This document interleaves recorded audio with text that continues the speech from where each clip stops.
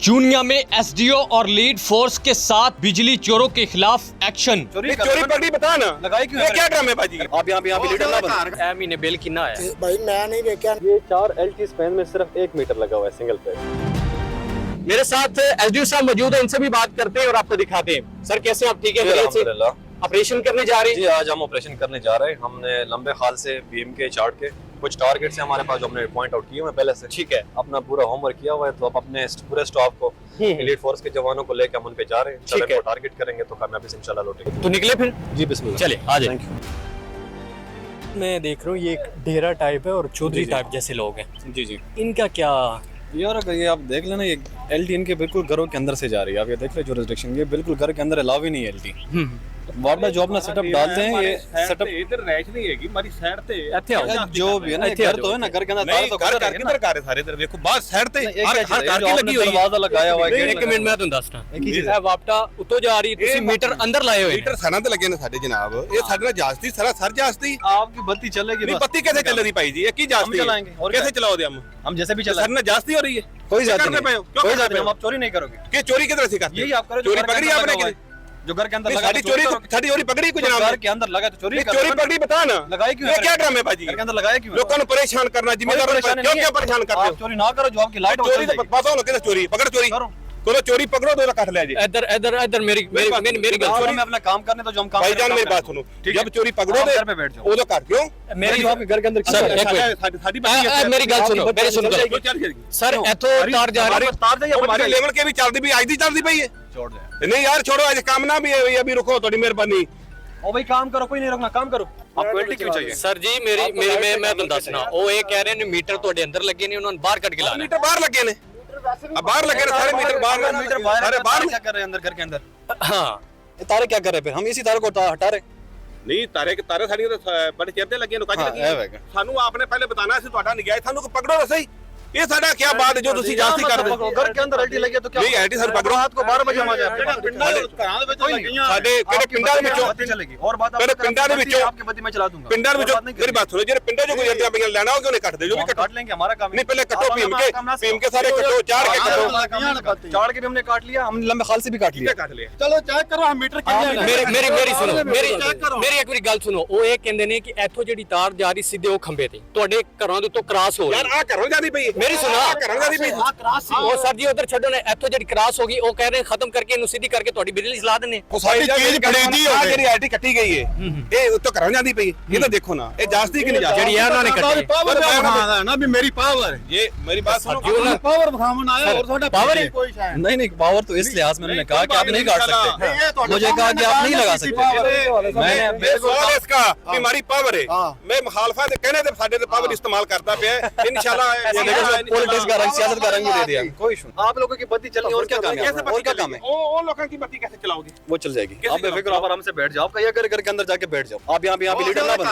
सारा डेरा है। आपका डेरा नहीं, अपने घर पे बैठ जाओ, अपनी हमारा बात। डेरा क्यों नहीं था? यहाँ पे मैं आपसे पूरे गांव से नहीं आए, जिसका मसला है वो आप सिर्फ अपनी बात मेरा करें। सारा डेरा मेरा है। आप एसडीओ में, मैंने अपनी ड्यूटी करनी है, इतनी सी बात।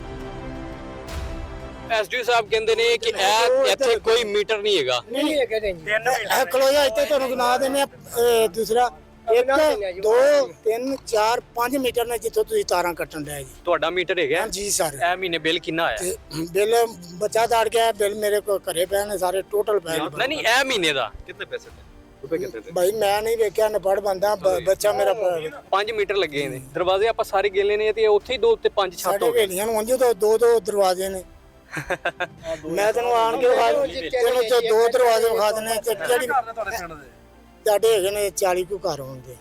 जितने यहाँ पे घर है उतने आप मीटर पास करा ले, उसी टाइम हम ये तारे दोबारा लगवा देंगे। ਖਾਨ ਸਾਹਿਬ ਅੱਗੇ ਵੀ ਨਾ ਅਸੀਂ ਇਸ ਤਰ੍ਹਾਂ ਬਿੱਲ ਦਿੱਤੇ ਨੇ, ਅਸੀਂ ਹੁਣ ਜਾ ਕੇ ਆਪ ਉੱਤੇਦਾਰ ਨੇ ਉੱਥੇ ਆਣ ਕੇ ਨਾ ਖਾਂ ਸੀ ਆਇਆ ਸੀ ਜਿਹੜਾ ਤਬਦੀਲ ਹੋ ਗਿਆ, ਉਹਨੂੰ ਅਸੀਂ ਟੋਟਲ ਪਿੰਡ ਵਾਲਿਆਂ ਪੈਸੇ ਦਿੱਤੇ ਸੀ, ਉਹ ਪੈਸੇ ਲੈ ਕੇ ਜੋ ਤਬਦੀਲਾ ਕਰਾ ਕੇ ਤੇ ਚਲਾ ਗਿਆ ਸੀ।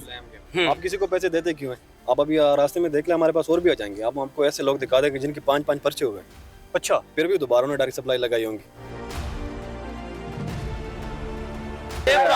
ਆ ਵੀ ਸਾਡਾ ਮੀਟਰ ਹੈ, ਮੇਰੇ ਭਰਾ ਦਾ ਮੀਟਰ ਜਿਹੜਾ ਤੁਸੀਂ ਕਨੈਕਸ਼ਨ ਐਸਡੀਓ ਸਾਹਿਬ ਕਹਿ ਰਹੇ ਨੇ ਕਿ ਜਿੱਧਰ ਕੁੰਡੀਆਂ ਲੱਗੀਆਂ ਨੇ, ਜਿੱਧਰ ਮੀਟਰ ਥੋੜੇ ਆਏ ਨੇ ਉਹਨਾਂ ਦੇ ਕੱਟ ਰਹੇ हैं। आपके लिए ना अभी फिलहाल नहीं काट रही है वाले, इनके मीटर ज्यादा इधर, लेकिन आप इसको इस्तेमाल को देख लो, ये 35 यूनिट इस्तेमाल है। 35 यूनिट मतलब एक दिन का 1 यूनिट आता है, पता नहीं क्या इस्तेमाल करते, क्या यूनिट इस्तेमाल है। दूसरा देख लें, एक मिनट सर, 77 यूनिट। ਘਰੇ ਚੱਲ ਕੇ ਵੇਖੋ, ਵੀਡੀਓ ਬਣਾਓ। ਘਰੇ ਹੋਵੇ ਪੰਪ, ਘਰੇ ਹੋਵੇ ਫ੍ਰਿਜ, ਮੈਂ ਜ਼ੁਲਮਦਾਰ तो फिर अच्छा क्या है? ਪੰਪ ਪਾਣੀ ਪੂਣੀ ਕਿੱਥੇ ਪੀਂਦੇ ਓਏ ਉਹ ਸਾਰਾ ਅਸੀਂ ਨਲਕਾ ਲਵਾਇਆ ਹੈ। बिजली किस चीज के लिए इस्तेमाल करते हैं? ਅਸੀਂ ਵਹੀ ਘੈੜਾ ਇੱਕ ਬਲਬ ਜਗਾਈਦਾ। अभी आप किस गांव में आए हैं वापस?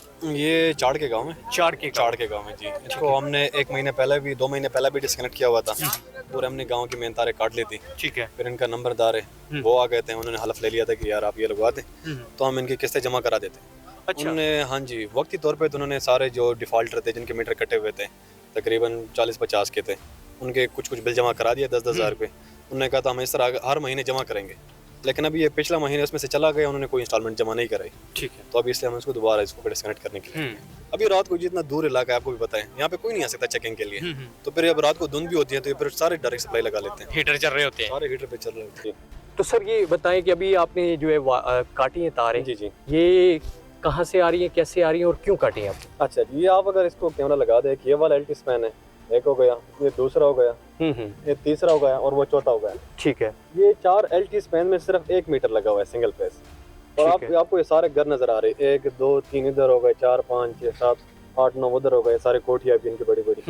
तो ये मतलब फिर कहाँ से लाइट चलाते हैं, इनको कोई मीटर तो अभी है नहीं इस वक्त, तो कोई कुंडी नहीं, लेकिन ये रात को फिर यहीं से लगाते हैं। अच्छा सर, जो बंदे मीटर अपना लगा के जी, जो है जी। अपना रियल काम कर रहे हैं, जी जी। उनका क्या कसूर है?